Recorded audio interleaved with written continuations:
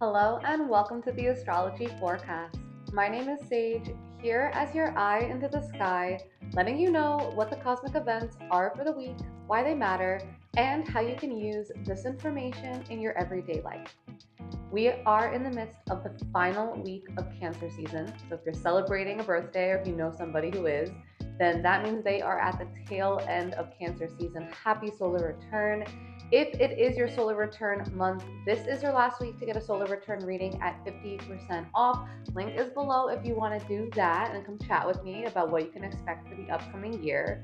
And this week, guys, we're going to be going really in depth on some very intense topics, including all of these very Mars-like things. Last week was super Venus related, right? If you guys were listening last week was a pretty calm week, as I think we can actually attest to in terms of there was no major events going on besides what just recently occurred. And so last week being all about Venus, really positive, right? Very Venusian. This week's a little bit different, as I'm sure we can probably already guess. We have a very intense, honestly, the most challenging, you could say, thing astrologically going on this week of the whole month. When I looked ahead at the month of July, I remember looking at this particular week and saying that this would be the most challenging week. So I don't say that to freak anybody out. I just say that because of all the weeks, this one's coming with the most chaos. We also are rounding out the week with a full moon. I will be doing a little bit of talk on the full moon, but also next week I will be doing an even more in-depth discussion of the full moon. So I'm going to kind of split it apart because it's happening right over the weekend. Usually I record Saturday or Sunday, and that's exactly when the full moon will be going on. So stay tuned for all of that goodness. But yeah, guys, this is a week where we're really going to be looking at our Taurus house. So make sure you know where you've got Taurus in your chart. We're also going to look at Gemini. So if you're listening and you're a Taurus or a Gemini, this is a good week for you. This is a week where a lot's going on, for better or for worse. Maybe not totally great, maybe not even good all the time, but definitely a lot happening. So you'll want to listen to this forecast to be prepared. It will eliminate a lot of the confusion and the WTF moments if you can at least be aware of what is percolating in our skies and then approach the situation accordingly. Best way of handling things. And last but not least, like I said, we will be touching on the Capricorn full moon. So just be aware that if you have Capricorn or Cancer placements, it's a lot going on. Honestly, everyone's going to be feeling it this week to some degree. But of course, Taurus, Gemini, Cancer, Capricorn will be feeling it the most. So with that being said, let's dive in and discuss what we can expect for this upcoming week. All right, so the first major cosmic event happening this week is on Monday, July 15th. Now, this also is sort of bleeding in, overlapping into Tuesday the 16th, depending on where you are. This is Mars conjunct Uranus in Taurus. Now, this is the most challenging thing that you could say was happening in our sky this month. Again, looking ahead of July, I'm not the only astrologer out there who saw this coming and said, whoa, middle of July, we're going to get some explosive stuff going on.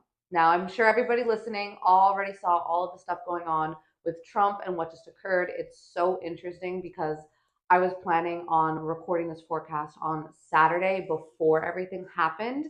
And of course, life always works out in divine timing, and waited to record this until Sunday, which of course now I can bring this whole situation into this forecast, because honestly, this is something that I'm not surprised happened. And again, I want to make sure you are fully aware this is not political.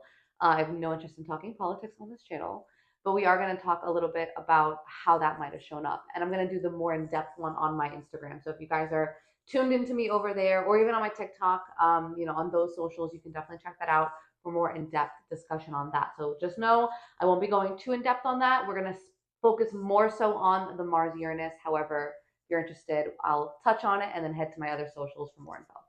All right, so Mars conjunct Uranus. What is this all about? Mars is this planet that deals with battle, war, anger, aggression, passion, drive, and energy. Mars is the get up and get it done planet. When we deal with Mars in a birth chart, we're looking at our motivation, we're looking at our energy levels, we're looking at what gets us excited, not so much on an emotional level, but in a motivated type of way. What's getting you to take action, right? It's the planet of action. Now, Mars can also be the planet of war. In fact, Mars is the god of war. So, in a lot of ways, we see Mars showing up on the battlefield and with soldiers and in any type of aggressive situation. Now, Uranus is this planet of innovation, and I always say it's the WTF planet because Uranus shows up and completely shocks people. Anything Uranus related is going to get you very riled up and potentially very surprised by the outcome because Uranus is that eccentric energy that comes in and completely shifts things around, takes a total left turn, and you're like, what in the world just went on, right? So understanding these two planetary energies, one is all about action, one is all about freedom, innovation, and rebellion, right? And again, breaking free in a lot of ways. That's the explosive energy that we're seeing when these two planets come together in an earth sign, no less, in Taurus. Now, again, let's look at this on a broad level and then we'll go a little bit more focused. In a broader or collective sense, Mars conjunct Uranus is going to, if it hasn't already, bring some explosion.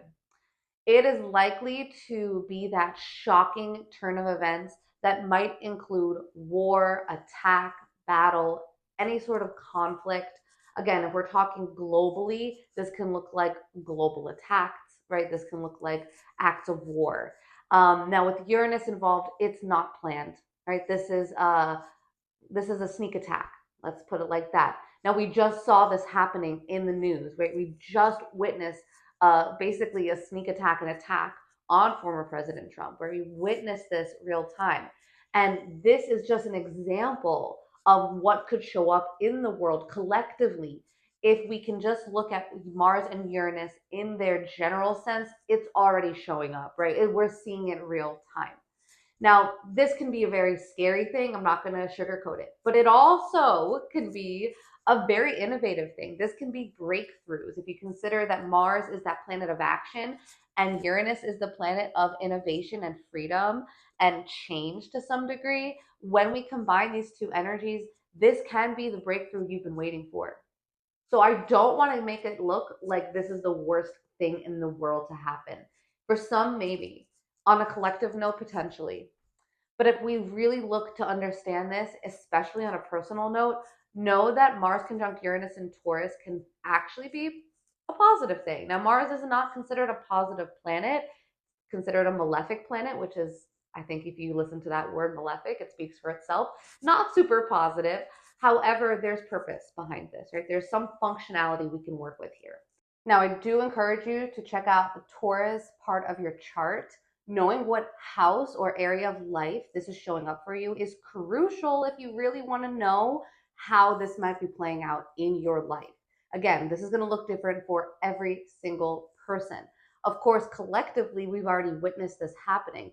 But even like I said, on a personal note, looking at, for example, Trump's chart, this entire Mars conjunct Uranus thing that we see going on, this energy, it's literally right on top of his most public place of the chart, in the area of the chart that deals with his public image. And so this explosion, this attack, this sneak attack, right, this surprising, very malicious, very aggressive attack that just happened literally is right on top of what's called his midheaven or his most public place in the chart. So again, just an example, politics aside, this is showing up in not only a collective sense, but it is showing up in our birth charts. And of course, when we pull up the charts of somebody like Trump, we can see how this showed up real time for him. Now, on a personal note for everybody else, this could look a lot different, right? This could look like a conflict with a colleague at work.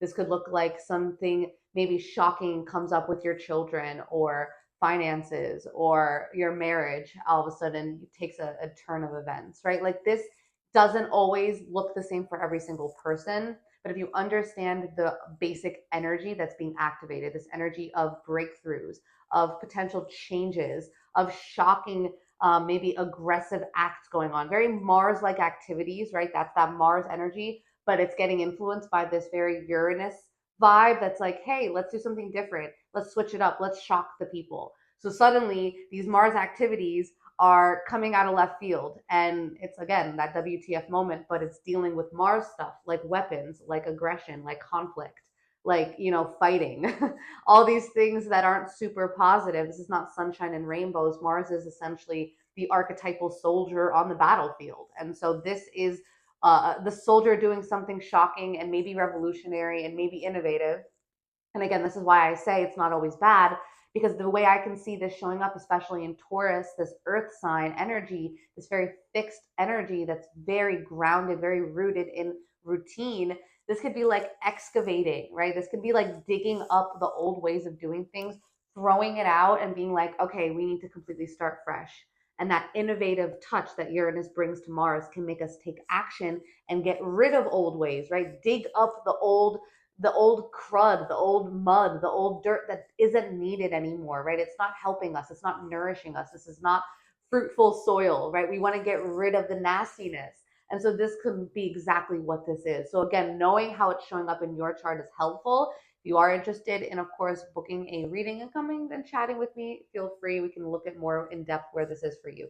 But overall, this is really why I say knowing that this overall Mars conjunct Uranus energy is happening is crucial. Look at how it continues to show up this week, right? Again, if you want more understanding of why this whole thing with Trump went down, I know everybody's talking about it. So, of course, I have to share because I'm already seeing it showing up in his chart real life. And it's insane how accurate this is playing out in a lot of ways. And of course, he's still a real person and I don't want to trivialize the whole thing and it's not political, but it is something to note on an astrological level. So head to my Instagram if you're interested in that. Otherwise, Mars conjunct Uranus is only in effect really the beginning of this week. By the end of this week, we are going to see Mars entering a different sign, which I'm about to get into. And that's really going to shift the energy, which is actually really positive considering this very explosive end to Mars being in Taurus. Mars entered Taurus back at the beginning of June, June 9th. And it's been in Taurus for the last 6 weeks. So this is sort of like its finale, meeting up with Uranus, causing this massive shocking turn of events, and then now at the end of the week, shifting into Gemini, which we're about to get into, and then seeing how that plays out is going to be a whole different thing. So let's dive into that right now. All right, and rounding out the week on Saturday, July 20th, Mars enters Gemini. Now, like I said, Mars being in Taurus definitely ended with a bang. But Mars entering Gemini is certainly a breath of fresh air, right? It's an air sign. And that statement couldn't be more true as our most positive planet, Jupiter, is in Gemini. And so as soon as Mars enters Gemini, this creates what's called a sign-based conjunction, aka Mars and Jupiter are in the same sign of Gemini, which is good because now Mars is leaving this crazy, unpredictable Uranus energy and it's entering into the space where Jupiter's occupying. It's like leaving a room with somebody that's super unpredictable and just blurts things out and wants to start a fight. And then you leave the room and you go into a space where somebody's super positive and happy and is like, hey, let's hang out and grow and have fun. This is what Mars is experiencing this week. So it's a pretty big energetic shift. If you're a Mars ruled sign, namely Aries or Scorpio, you might be feeling the shift on a more personal note just because Mars is doing so much activity this week. Now, Mars entering Gemini. Gemini is an air sign, very different from Taurus, as every sign that comes after the previous one is, and vice versa, right? Each sign that is next door to each other are inherently complementary, but also inherently different. They each have something that the other needs, but they also are extremely different, which is why they are next to each other, right? So we can learn the different lessons of each one. And so Mars going into Gemini is taking the work that we did while Mars was in Taurus, that routine we created for ourselves, that call to action that was rooted, I say rooted on purpose because Taurus was an earth sign, rooted in purpose and a mission to get something done. And it might have actually resulted in us being more consistent. You think back on the last month, were the actions that you were taking more consistent? I hope so, right? Because this is what happens when Mars is in Taurus. Now, as Mars enters Gemini, all that work suddenly gets basically a second eye on it, right? All of a sudden, Gemini energy pops up and it's like, wait, hold on, let's analyze this. Let's think about it. there's more to the picture here. Let's stop being so monotonous and working so hard at something. Let's pause for a second, take a step back, and start to actually look at the component pieces of whatever this thing is and really think about it. And so during the time that Mars is in Gemini, it's the idea of something that motivates us, right? When Mars was in Taurus, it was the thing itself. Taurus being that earthy, tangible earth sign that wants things that's practical and physical. All of a sudden in Gemini, the physical matters less, it's the mental that matters more, right? So it's the thought process that gets us moving. It's the mindset that makes us want to grow and take action and maybe even better ourselves or maybe make connections because it's a Gemini is an air sign, which is a social sign. So maybe we'll be more motivated to make connections with people that are helping us to get to that next level. And so this is a really great time for being social. However, just be aware that this is also the time when our words can be very sharp and very harsh because Mars does not cut corners and Mars does not bite its words. Mars is a very brutally honest energy. Mars is going to tell you like it is. It's not here for the white lies. If you've ever dealt with an Aries or a Scorpio, then you probably already know this, that Mars doesn't pull any punches. Mars is going to tell you exactly how they feel. It's kind of that IDGAF, if you follow me, type of energy, because that's really what Mars is here to do. It's the soldier on the battlefield. You can't think about how somebody feels when you're at war. You have to act, right? You have to shoot and aim and fire and do your job. And so that's why Mars does so well in Capricorn, for example, right? Because that's the energy, do your job. But Mars in Gemini could mean that our words are very harsh and maybe a little brutal. And so just be aware that sometimes not everything that you want to say has to be said. When Mars is in Gemini, sticks and stones may break my bones, but words can never hurt me. Yeah, no, not the case. Not the case with Mars and Gemini. Words can hurt us a little bit. Okay, so be aware of your words.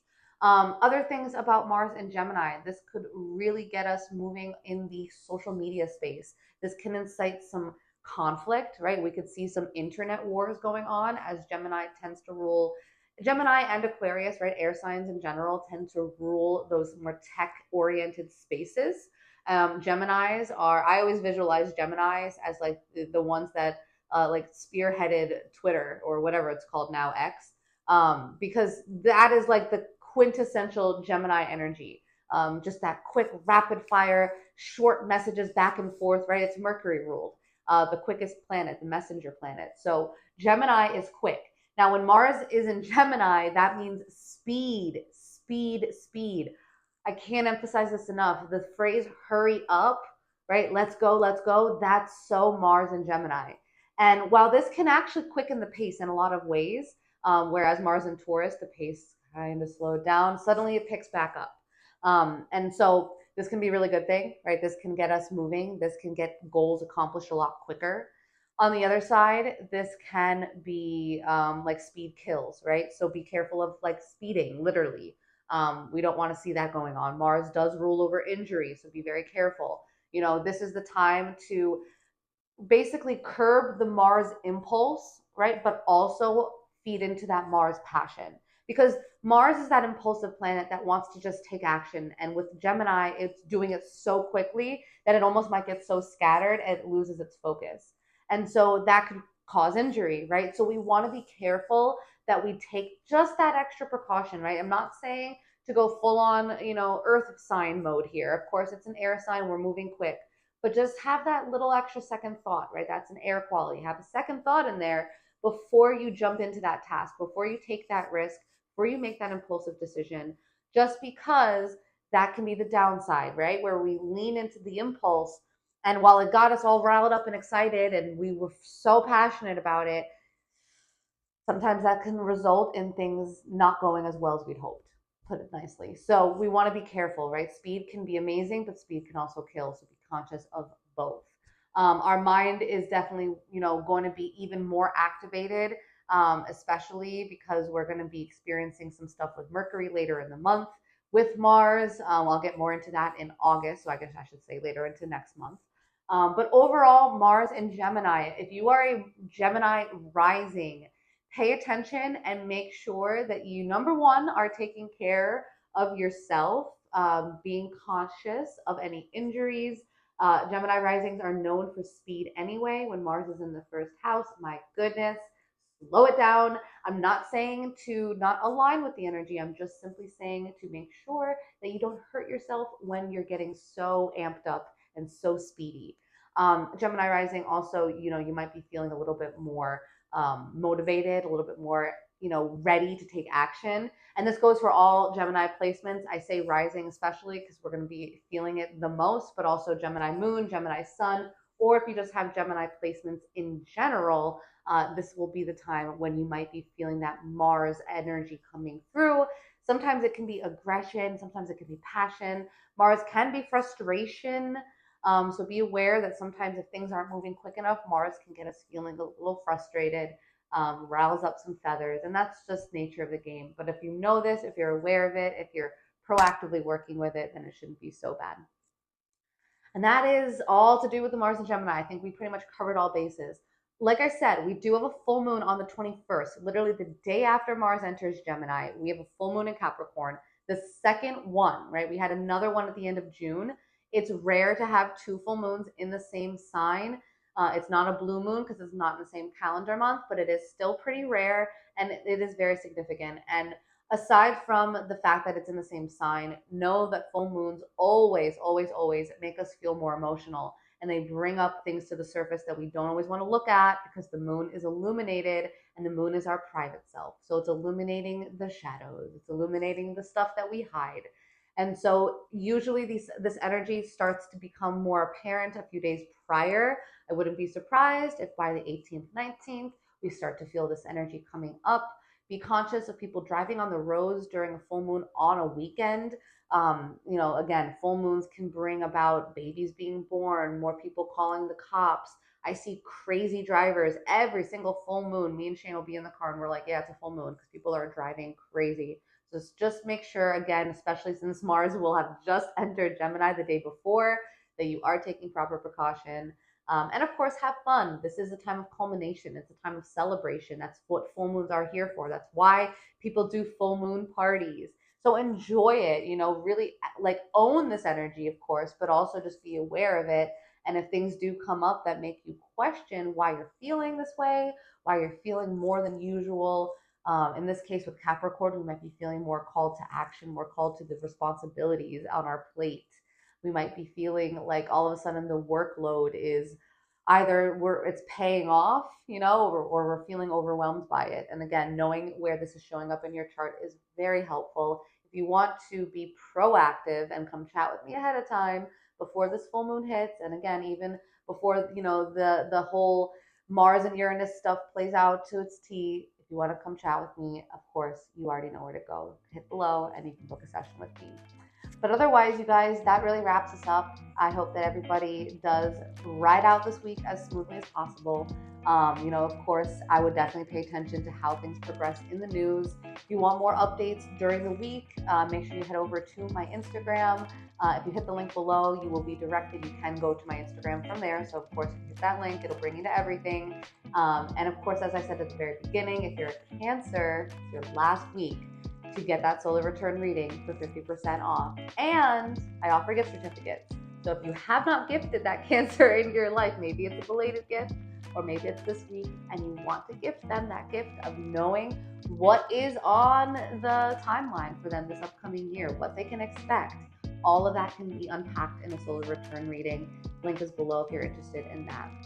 Make sure that you like this video if you got value from it. If you haven't subscribed, please subscribe and share this video and the channel with those that you love and care about so they can get this information as well. And with that, thank you all so much. I appreciate you guys. Have a beautiful week, and I will see you all again next time.